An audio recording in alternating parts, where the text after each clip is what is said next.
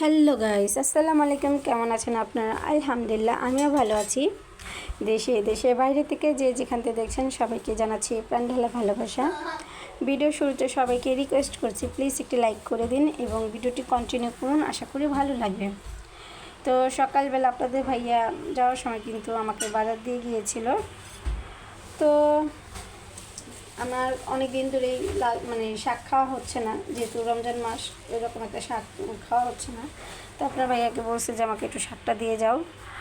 পরে যেহেতু এত সকালবেলা কিন্তু আমাদের এখানে 10টার পরে দোকানপাট খুলে মোটামুটি, তো আপনার ভাইয়া খুঁজে খুঁজে এই শাকটাই পেয়েছে, তো এনে দিল। তারপর আমি শাক কেটে ফেললাম, কারণ শাক বাছতে কিন্তু অনেক সময় লাগে।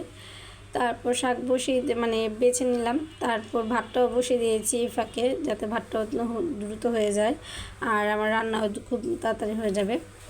ভাত বসিয়ে দিয়ে তারপর আমি প্লেট বাটি ধুয়ে নিলাম। তারপরে যে পাউরুটিগুলো দেখেছিলেন, এই পাউরুটিগুলো আপনার ভাই এনেছিল, কিন্তু পাউরুটিটা এত বাজে ছিল, সাবানের গন্ধ ছিল, খেতে পারলাম না।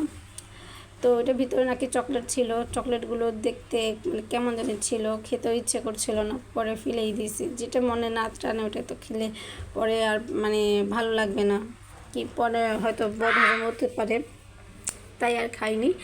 তো ফেলেই দিলাম, যদিও খাবারের জিনিস ফেলা উচিত না, তারপর যেটাতে আত্মা না টানে, রুচিতে না টানে, ওটা কিন্তু খেতেও ভালো লাগে না। তো যাই হোক, আমার এই ফাঁকে আমি প্লেট বাটিগুলো ধুয়ে নিচ্ছি। যেহেতু রমজান মাস, একটু সময় কিন্তু বেশি একটা পাওয়া যায় না, দেখা যায় যে একটার পর একটা কাজ বের হয়ে যায়, আর শেষ বেলায় কিন্তু একেবারেই কাজ করতে ইচ্ছা করে না, ক্লান্ত লাগে। তো যাই হোক, প্লেট বাটিগুলো ধুয়ে নিলাম আর আপনাদের সাথে আমি বকবক করছি। যাই হোক, আপনারা একটু প্লিজ একটা লাইক করে দিন, আপনাদের জন্য কিন্তু আমি অনেক কষ্ট করে ভিডিও তৈরি করি। তো আপনারা যদি সাপোর্ট না করেন, ভালো না বাসেন, তাহলে কিন্তু আমাদের এই পরিশ্রম কষ্ট সবই কিন্তু বৃথা যাচ্ছে। ইনশাল্লাহ আশা রাখি আপনারা আমাকে সাপোর্ট করবেন এবং ভালোবাসবেন আর ভালোবেসে পাশে থাকবেন। যারা এখনও সাবস্ক্রাইব করেননি, তবে আমার ভিডিও সবসময় দেখেন, তাদের কাছে রিকোয়েস্ট রইল, প্লিজ একটি সাবস্ক্রাইব করে ফেলবেন এবং সবসময় আমার পাশে থাকবেন।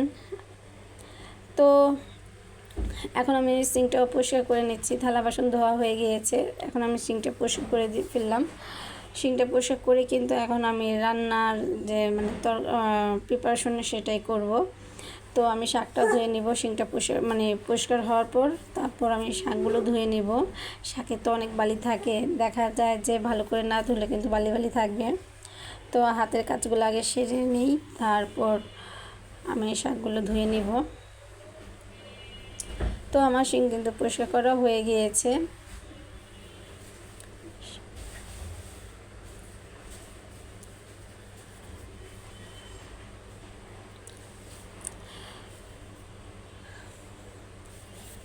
রমজান মাসে কিন্তু একেবারে আমার সময় হয় না, দেখা যায় যে ঘরের কাজ, আপনাদের জন্য ভিডিও তৈরি করি, ভিডিও ভয়েস দিই, তারপর দেখা যাচ্ছে যে অনেক সময় দেখা যায় যে কারেন্ট চলে যায়, আবার এর মধ্যে কিন্তু আমি লাইভও করছি ইদানিং করে, তো একেবারেই সময় পাচ্ছি না।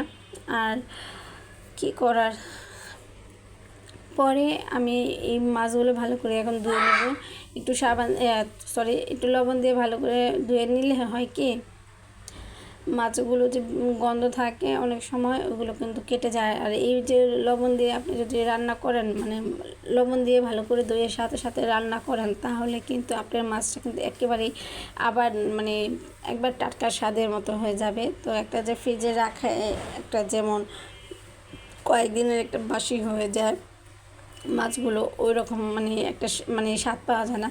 আপনি দেখবেন যখন লবণ দিয়ে মাছটা ধুবেন, ওই মাছ ধুয়ে আবার রান্না করবেন, তখন দেখবেন মাছটা কিন্তু স্বাদটা অনেকটাই ফ্রেশ হয়ে গেছে এমন মনে হয়।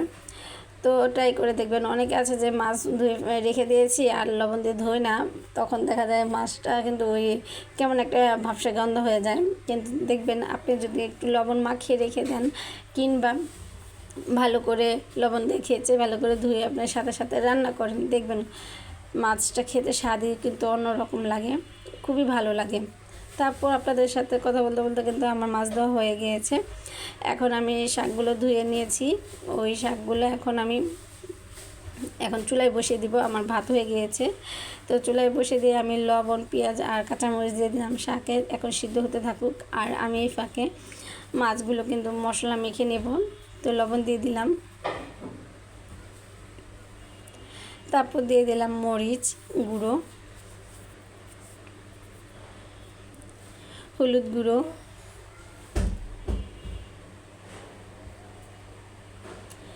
তো আমি এখন ভালো করে মেখে নেব। আজকে কিন্তু শাক ভাজি আর মাছ ভাজা, তরকারি রান্না করব না। আপনাদের ভাইয়া বলছে যে মাছ ভাজো, ডাল, শাক ভাজা আর মাছ ভাজা, এই হবে আজকে আমাদের রাত্রে খাবার। তো মশলা মাখা হয়ে গিয়েছে, এখন আমি শাকটারে বাগার দিয়ে দিব। তো লাল শাকগুলো আমি বাগার দিয়ে দিচ্ছি। লাল শাক দিয়ে ভাত খেতে কিন্তু খুবই ভালো লাগে।